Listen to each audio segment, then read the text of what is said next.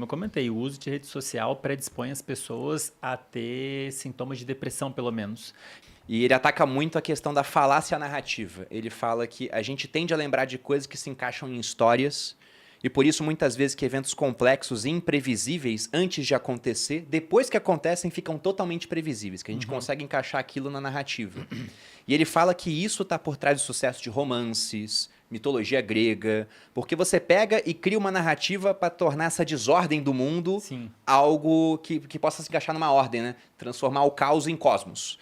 E ele fala que hoje a narrativa está mais complexa porque o mundo é mais complexo e por conta disso você tem vários distúrbios psicológicos que surgem porque o pessoal perde o propósito da vida, Sim. assim. Eles veem aquilo muito complexo e nessa complexidade toda o cara não tem que se mover para obter alimento porque já tem na mão dele, para obter água já tem na mão dele. Ele tem todo o conforto do mundo Sim. e ele perde a motivação de agir, ele fala, isso vai acabar com a mente das pessoas. E aí, já fazendo um link disso com redes sociais e com telas que a gente ia falar, eu acho engraçado como os youtubers lá de trás, que foram os caras que começaram a ganhar muito dinheiro com a internet, uma parte deles, vamos botar aí 10 anos atrás, tá ferrado hoje em questão de cabeça. Deprimiram, Os né? caras tiveram depressão, os caras tiveram uma série de distúrbios, ficaram mal.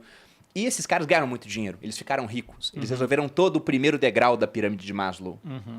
Então eles resolveram a vida e mesmo assim eles entraram nesse quadro. Por que será que isso acontece? As redes sociais estão tornando as pessoas hoje mais deprimidas e ansiosas do que no passado? É o que os estudos mostram. Tem vários mostrando que o uso, como eu comentei, o uso de rede social predispõe as pessoas a ter sintomas de depressão, pelo menos. Eu sei de pelo menos um estudo que mostra uma relação de causa e consequência. A pessoa usar e ter uma incidência maior de depressão. Agora, os motivos para isso podem ser inúmeros. Se é um produtor de conteúdo como nós, olha eu me colocando no pacote aqui, né? Se é um produtor, você tem toda aquela questão de estresse. Se é uma pessoa que está fazendo uso passivo, você tem a questão de comparação, pô. E nas redes sociais você tem muito isso. As pessoas mostram, é uma seleção, né? Elas mostram os sucessos, as coisas boas. Então as redes sociais, a gente não pode negar isso, elas criaram uma distorção de como as pessoas estão vendo o mundo ali, né? Ou até vendo a si próprias, né? Com filtros Ou o até tempo mesmo todo. vendo a si próprias, né? Ou como elas veem em relação às outras pessoas, né? Agora, essa questão do youtuber é uma questão interessante. Pô, a pessoa tem muito dinheiro, aquela questão, né? Por que a pessoa que tem muito dinheiro e fama, ela não tá feliz, ou tá mal, tá deprimida? Não só youtubers, no mercado financeiro eu conheço um pessoal que tem a vida toda resolvida e o cara é triste. Eu atendo muita gente que é não só com muito dinheiro, mas também com muita fama e que deprimiu. Muito comum chegar na minha clínica para eu atender, porque o pessoal acaba me conhecendo nos podcasts e vem me procurar. E o que a gente sabe hoje, tem uma pesquisadora chamada Nancy Adler, se não me engano ela é de Harvard. Ela fez uma série de trabalhos gigantescos sobre pessoas com... Na verdade, quando você vai estudar dinheiro e saúde mental, você não necessariamente olha para o dinheiro, você olha para uma coisa que chamam de status socioeconômico, que é basicamente um conjunto de coisas que o dinheiro pode te fornecer. O que a gente sabe hoje, status socioeconômico alto, você ter uma boa escola, você ter uma boa moradia, ter segurança, ter encanamento, etc. Isso é bom para a saúde mental, afinal de contas, se você viver num lugar perigoso, imprevisível, etc., violento, isso gera um estresse que pode predispor a algum quadro. Agora, o que a Adler mostrou é que se você se sente pobre, mesmo sendo rico, você pode ter os mesmos efeitos maléficos de ser pobre. Então, a comparação com o outro, Se por você tem exemplo. 1 milhão no meio de pessoas com 100 milhões, você é rico, teoricamente. Mas se você se sentir pobre, por conta da comparação, você pode ter os mesmos efeitos fisiológicos e psicológicos de uma pessoa com baixo status E o socioeconômico. inverso é verdadeiro também. E o inverso, exatamente. Se você se tiver, sentir rico, né? se você se sentir bem, se um bem-estar subjetivo alto, realizado, cara, você gera aquela sensação no seu corpo responde aquilo. E apoio social, a mesma coisa, né? Apoio Você social. pode ter 1 milhão de seguidores e um monte de fã. Se você se sente sozinho, você vai ter um efeito... O seu cérebro está entendendo que você está sozinho. E muda a química do cérebro e é um estresse, né? É um estresse que se manter crônico, você pode cair num quadro desse de depressão. E aí, assim, agora tem muita coisa que é subjetiva, né? Por que a pessoa se sente sozinha tendo 1 milhão de fãs, sei lá? Depende muito como que ela vê a relação dela com outras pessoas, né? Pô, se eu precisar de ajuda, será que eu vou ter alguém para conversar de forma íntima? Às vezes a pessoa não tem, né? Apesar de ter um monte de fã. E tem isso, essa questão do propósito, ela... É uma faca de dois gumes, né? Por um lado, as pessoas também não podem se perder procurando um grande propósito, porque às vezes você não vai ter um grande propósito a vida inteira, né? Às vezes o seu grande propósito deveria ser simplesmente alcançar o equilíbrio. Uma vida equilibrada, tendo tudo que é o básico que a gente já falou aqui.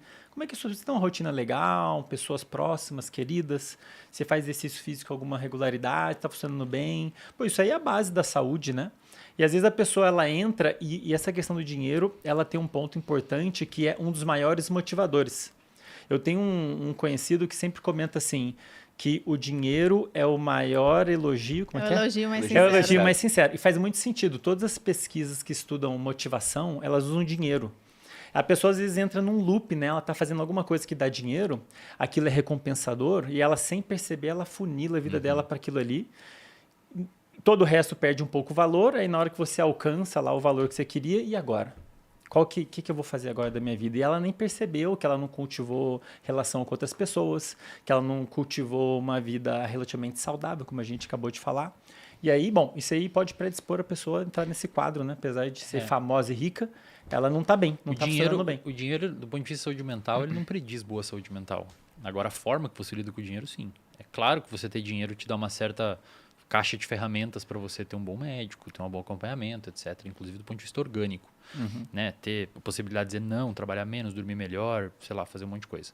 Agora, não significa que você ter dinheiro, você vai ter saúde mental em dia. Isso nem de longe é verdade. Se a gente for pegar... É que era um objetivo mais subjetivo, assim. Tem um estudo do Daniel Kahneman, que ele ganhou um prêmio Nobel pela pesquisa dele em finanças comportamentais, onde ele queria encontrar até que quantia o dinheiro traria mais felicidade. E aí felicidade é subjetivo. Esse Né? estudo é legal O que é pra caramba. felicidade? Depende de uma pessoa para outra. Mas ele fez a pesquisa nos Estados Unidos e ele chegou à conclusão que $1 a mais era mais felicidade até, na época, um patamar de $75 mil. Depois ano. ele via que a curva... Por ano. Depois ele via que a curva ela se estabilizava e cada dólar gerava só pequenos ganhos marginais decrescentes, cada vez menores até um ponto que não tinha mais ganho. E alguns falaram que a curva tenderia a se inverter até a partir de uma certa quantia, porque traz mais preocupação. Porque uma coisa é, você tem dinheiro, você pode morar num local melhor e ter menos preocupação com segurança. Mas depois de um certo patamar, por ter muito dinheiro, você passa a ter mais preocupação com segurança, por exemplo. Então eles falavam que poderia ser negativo no final das contas. Só que eu acho que no caso desse pessoal de internet que a gente citou, e eu citei isso porque eu me preocupo com a gente. Será que um dia a gente vai ser afetado por essa ferramenta que ajudou a moldar a nossa vida e levar para objetivos que a gente nem sabia que seriam possíveis? Esse pessoal tinha dinheiro, mas eu acho que é essa questão do comportamento de rede de ter que lidar com muita gente ao mesmo tempo. Porque eu vejo, de vez em quando, aqueles cancelamentos, linchamentos virtuais, e eu fico pensando em como isso era impossível no passado. Não tinha como você, no passado, ser odiado por 5 mil pessoas ao mesmo tempo. Tipo o pessoal metendo pau em mim aqui no Exatamente, no não chat. dava, Mas não eu dava. tô tranquila, porque eu tenho a minha saúde mental. Você em morava dia, numa legal. aldeia com 100 pessoas, então você ia ser odiado por umas 100 pessoas e acabar saindo de lá, porque tinha um risco físico nisso também. Agora não, na internet o risco físico é 0. Mas tem um risco mental de 5 mil pessoas estarem falando mal de você o dia inteiro, às vezes. Que pro E cérebro acontece, é né? praticamente a mesma coisa que o dano físico, né? Se ativa as mesmas áreas, é realmente muito dano social, né? Mas vocês dois têm muitos protetores. Vocês praticam se é que é verdade o que vocês mostram no Instagram, Porra, né? a gente tá mostrando lá. Vocês têm uma rotina bonitinha, o horário que vocês acordam e dormem, Estudam a alimentação também. de vocês, a questão do exercício físico. Isso tudo protege contra possíveis estressores, apesar de que um cancelamento é como o Bruno falou, é um negócio assim, fora do natural, né? Realmente é um isolamento social numa escala que nunca existiu antes, né? Eu não sei o que é isso e não quero nunca passar por isso. Quando aparece um hater, eu já fico mal.